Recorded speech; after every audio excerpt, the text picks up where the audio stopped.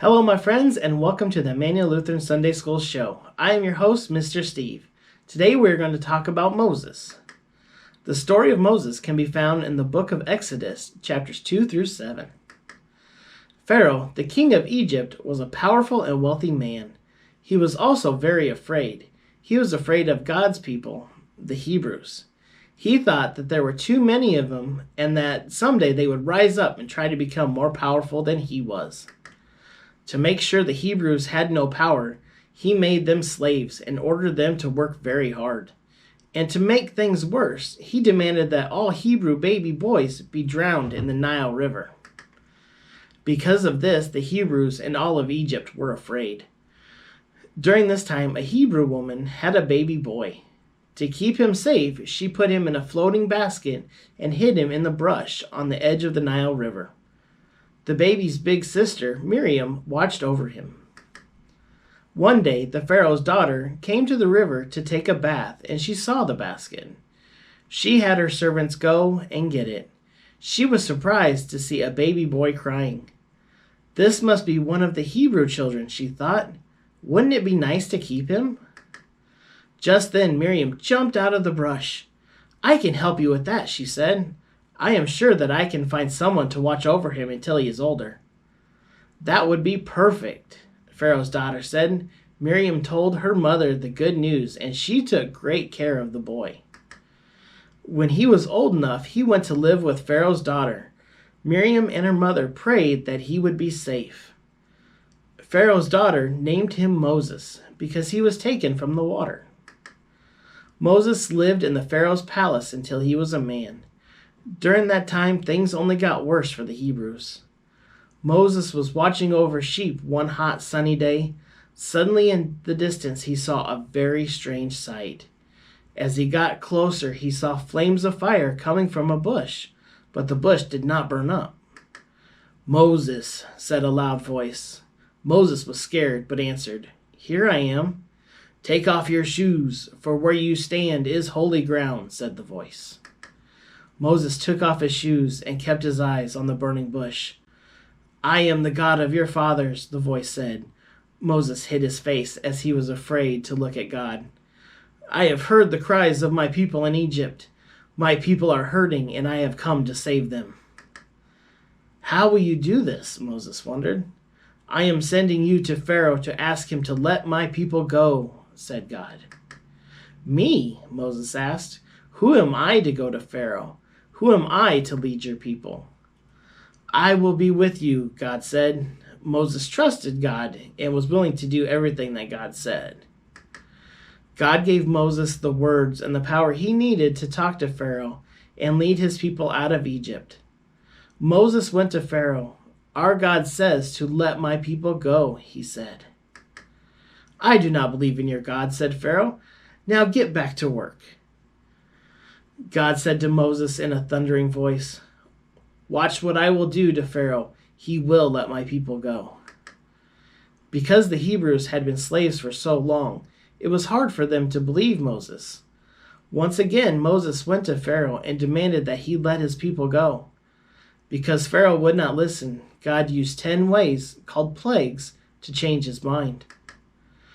The first plague, God turned the Nile river to blood. The second, he sent frogs that hopped everywhere. Then he sent gnats to swarm the people, goats, and cows. And that followed by a zillion flies. The fifth plague, God struck down Pharaoh's herds of animals, and they all got sick. The sixth one was that God sent icky, gooey sores to everybody. Then God sent down hail that leveled every tree and pounded the ground. God sent a swarm of locusts to finish off what plants were left. And then God covered the land in darkness. With all these, Pharaoh still refused to let the Hebrews go. With one last plague, the worst of them all, God struck down the firstborn male children of Egypt.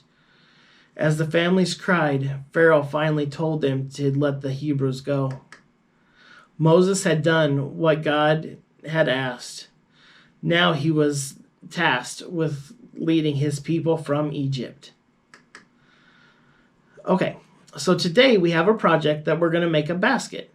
You will need a paper or styrofoam bowl, some tape, some scissors, and some yarn. Okay, so here I got my styrofoam bowl. I got some tape there. I've got some yarn right here. And I've got my scissors. So we're going to take your styrofoam bowl and your scissors, and you're going to cut through to the middle, and we're going to make however many little spots you want to make so it still stays in a bowl.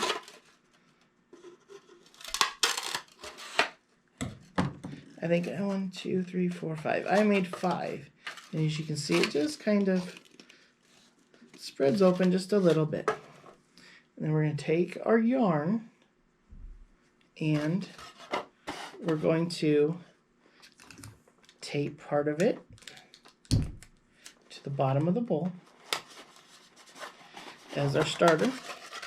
And then you're going to take it in between every other slot.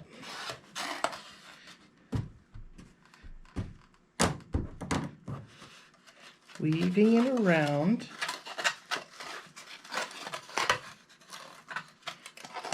As you go.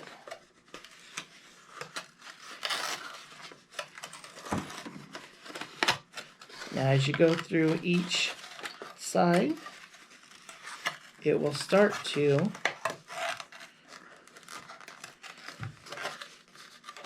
build up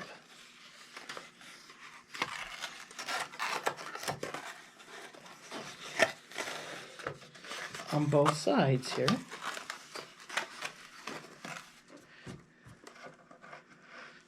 And it will start to make like a pentagon in there, and then on the outside it will make the outside of our basket.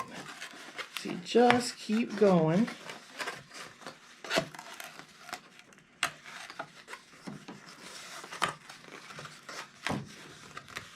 Around. And you can go as many times around to wherever you see it.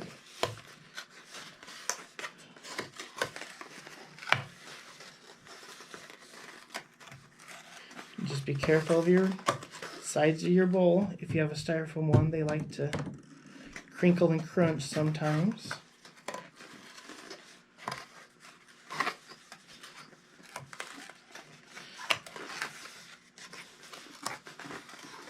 So as you go up and around, I know I'm kind of going a little fast here, but you definitely take your time.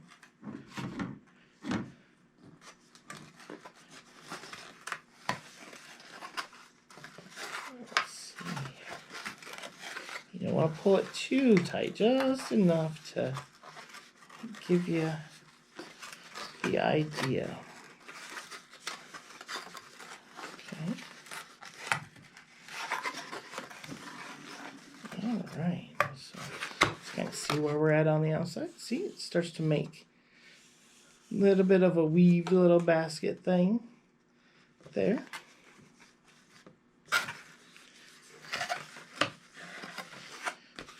Stretch out some more yarn here. Woo.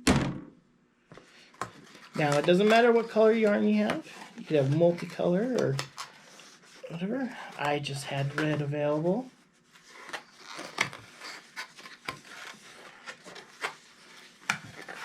I'm going to do this all the way to the brim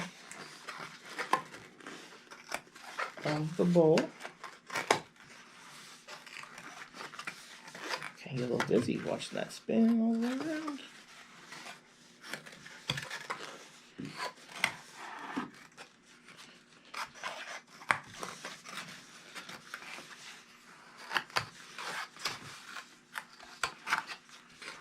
Just layers and layers.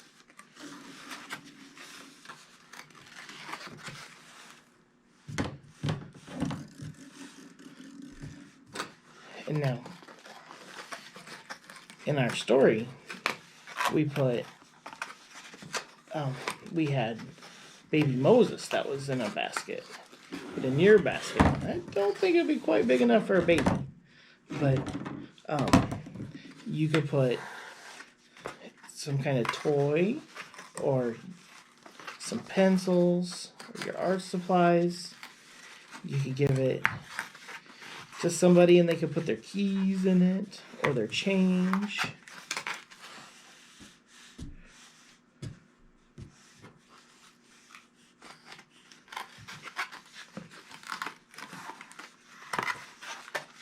All right.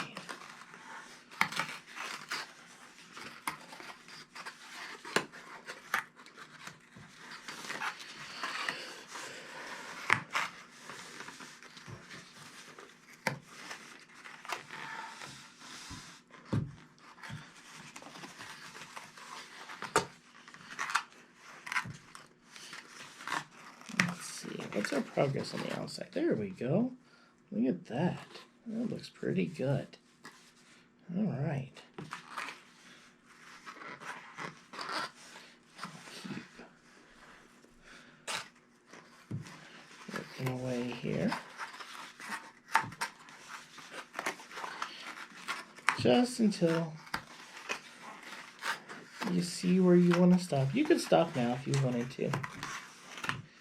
If that's where you want to be on your bowl.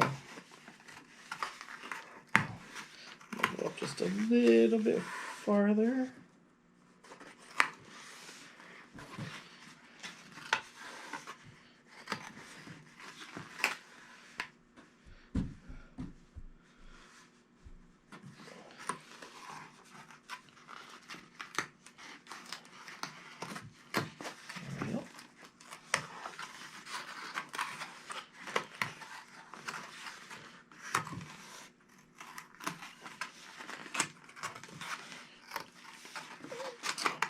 Alright, I think that's a pretty good spot to stop. So what I'm going to do is I'm going to flip that over. I'm going to cut just a little bit extra on my yarn. And then I'm just going to pull one little up here. And I'm just going to tuck it underneath. And just kind of pull it tight so it just holds it. And that's it. If you want to, you can tape that down. And you can always pick it back up just where you were before if you want to keep going. So there is our bowl. All right. There's our bowl. So you can see it's all weaved in there. There we are. Okay. Now, before we say goodbye, let us fold our hands and bow our heads. Dear God, thank you for being with us and helping light our way. God, thank you for helping me be brave enough to stand up to others that are unkind. Amen. Now, until next time, my friends, be kind and do good. Bye.